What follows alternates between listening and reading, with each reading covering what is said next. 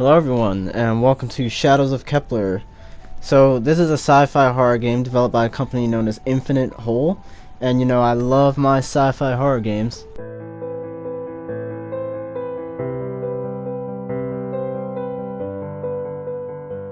A segment on their page says, after a huge catastrophe on Earth, Sergeant Cooper wakes up on a spaceship.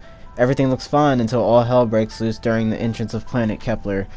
So, you could kind of take that in a few different ways. Like, this guy Cooper could have been knocked out somehow, then quickly put on a ship, then evacuate Earth to this planet called Kepler, I assume, and I guess the creatures that were terrorizing them on Earth, if that's even the case, just so happened to be on Kepler also. But also, from all the gameplay I've seen, shit was going down on and off the ship, so they clearly got on the ship at some point, whoever they are.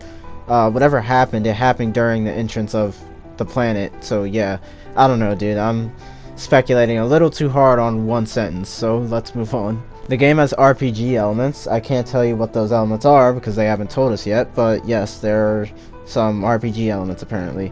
It appears that there's a good amount of combat in this game, so maybe it's just like, oh, do this to get your max health boosted up. Use this consumable to get your health back and other shit like that. I'm thinking it's going to be kind of like Prey, just scarier. And, like, for those who don't know, Prey is a sci-fi shooter that was actually pretty creepy in the beginning, but I wouldn't call it horror. But it had quite a few RPG elements, and there's a deadly outbreak on a ship, literally just like this game. So, as I kind of mentioned earlier, there's combat on and off the ship. I don't know if it's like in the beginning you're on the ship and then later on in the game you're not, or if the ship is something you visit frequently for some reason, or what. I have no idea. I'm just going off the gameplay I've seen. There's also combat with humans in this game, which I wasn't expecting at all.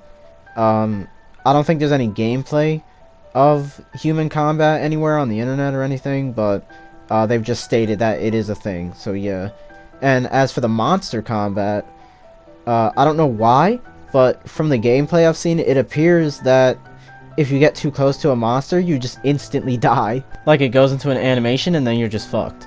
But maybe you can get upgrades or something where you don't die instantly, or maybe an item like knives in Resident Evil, which, for those who don't know, they in Resident Evil, they break you out of animations that would normally hurt or kill you. So yeah, in terms of upgrades and shit like that, they did confirm that you can upgrade and customize weapons, which is awesome. I love that.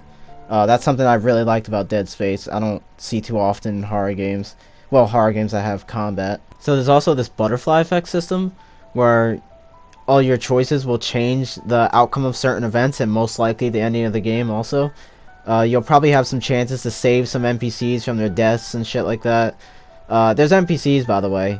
Some of you might be like, yeah, no shit. But you'd be surprised how many horror games have literally no NPCs at all. But anyway, yeah. We've yet to see that butterfly effect in any gameplay, but it is in fact a thing. That'll probably add a good amount of replayability if they do it correctly. There's some stealth mechanics, blah blah blah. That's obvious. I mean, maybe the stealth with the humans might be something interesting, because I think it's obvious that you won't be able to fight every single monster in this game. You'll have to hide from some of them, but the humans, maybe there'd be some stealth with that too. That would be cool. But yeah, that's about all the info I could personally find on this game. There's not too much, hence why this video is so short, hence why all these videos are so short. But I believe they have a Kickstarter. I'm not 100% sure about that. If they do and I find it, I'll put it in the description. But this game sounds pretty fucking ambitious for a team of 4 guys. I don't know if I said it earlier, but yeah, they're a very small team. That doesn't mean they can't pull it off, though.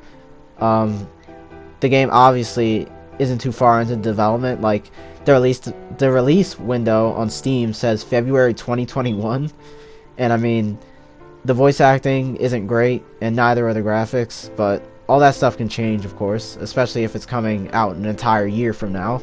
So yeah, there is actually a demo available. I'll put the link to that in the description also.